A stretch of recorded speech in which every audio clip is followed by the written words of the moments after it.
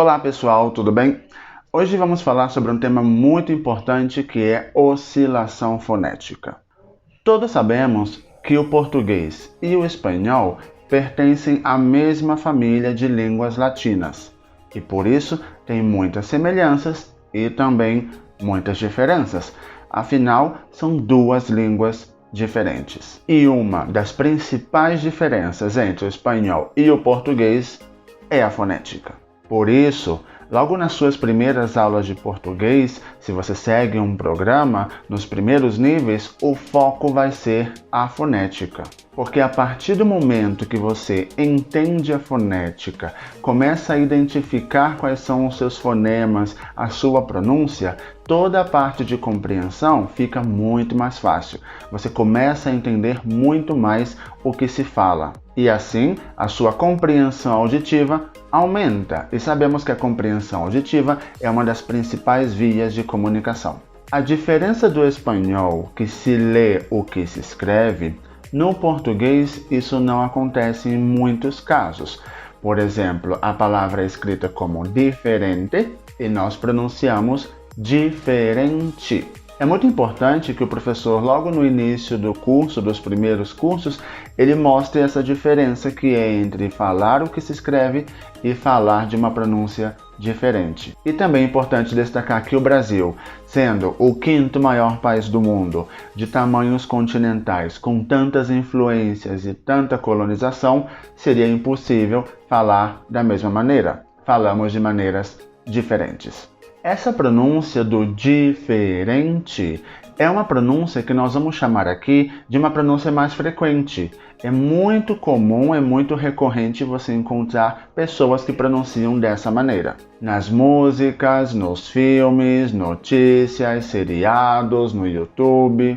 Porque é uma das pronúncias mais encontradas, por exemplo, na região sudeste, onde se encontra a cidade de São Paulo, onde tem uma população muito grande.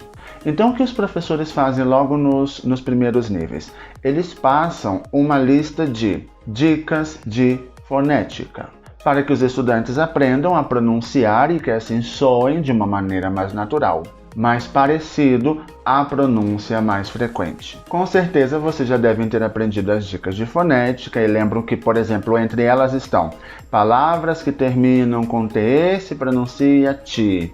Palavras que terminam com DE se pronunciam DI, entre muitas outras. Mas atenção, são dicas, não regras. Porque regra é algo taxativo, é assim e ponto. E dica é mais um conselho, uma orientação.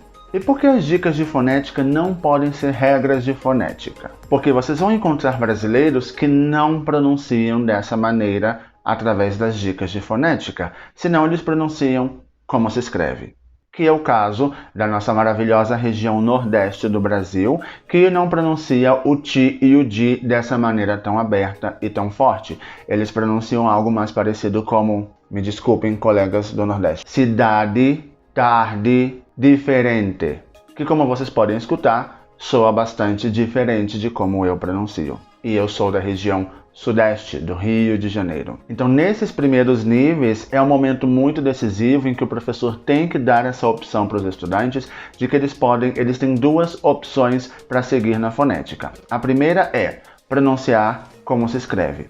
E a segunda é pronunciar com as dicas de fonética, ou pronunciar de acordo da maneira mais frequente que você vai escutar. Quase 100% dos estudantes sempre escolhem o caminho das dicas de fonética, porque já eles podem ter escutado alguma música e escutado que pronunciam dessa maneira, então eles preferem ir pelo caminho das dicas de fonética. E é aí que nasce o tema desse vídeo, a oscilação fonética. O que é a oscilação fonética? É justamente a mistura dessas duas pronúncias, como se escreve e as dicas de fonética.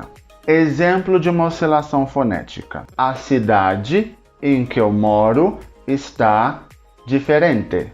Quando tomo leite quente, dói os meus dentes. Como vocês podem ouvir e ver, se misturam as duas pronúncias, a de como se escreve e a das dicas de fonética. Por que essa oscilação não pode acontecer?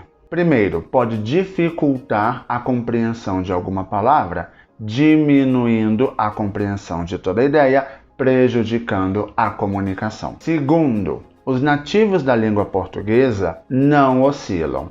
Ou eles seguem como se escreve, ou eles seguem através das dicas, mas eles não misturam as duas. Terceiro, em exames oficiais, como o famoso CELP-BRAS, que é o exame de proficiência oficial da língua portuguesa do Brasil, se você oscila, se você mistura as duas pronúncias, eles podem acusar interferência da língua materna. No caso do espanhol, que se pronuncia como se escreve. Tarde, diferente. Então a ideia das dicas é soar natural, não o contrário. Então é importante, se você decidiu pronunciar de uma maneira, não misturar com a outra. É fácil evitar essa mistura? Não é fácil. É um trabalho que tem que começar no nível 1, passar para o 2, seguir no 3 e máximo nível 4, dependendo do seu programa, você já deve estar preparado com essa pronúncia totalmente equilibrada, sem oscilar. O que você pode fazer para eliminar essa oscilação fonética? Pode usar leituras, por exemplo. Primeiro você pega o texto e aí você vai, de acordo com as dicas de fonética que seu professor passou, você vai anotando. Por exemplo, diamante, aí você escreve o DI soa como DI, o TE soa como TI. Você deixa aí anotado, de preferência com uma cor diferente a original do texto. Depois você lê esse texto em voz alta para você, porque aí você vai corresponder o que está escrito com o que você está pronunciando e vai adaptando o seu ouvido a escutar essa pronúncia. Outra alternativa é a música. A música é uma das ferramentas pedagógicas mais completas de todas, porque ela trabalha com compreensão auditiva, ela trabalha com produção oral, ela trabalha com a questão da fonética, você pode identificar vocabulário, gramática, várias coisas. Então escolha uma música que você goste, pegue uma playlist que o professor compartilhou com você, escolha uma música que você goste, pega a letra da música, identifica as dicas de fonética, escuta o cantor ou a cantora cantando e tenta reproduzir o mesmo som olhando a letra. Todas essas opções podem ajudar vocês a equilibrar a sua fonética e a não ter essa interferência, que pode, como já vimos, prejudicar a compreensão e a comunicação. Espero que tenha ficado claro. Trabalhe na sua fonética, porque, como eu já falei, é a parte fundamental entre a diferença do português e do espanhol. Se você entende a fonética, se você domina a fonética, sua compreensão vai ser melhor e sua comunicação vai ser muito mais confiante e fluida. Muito obrigado, tchau!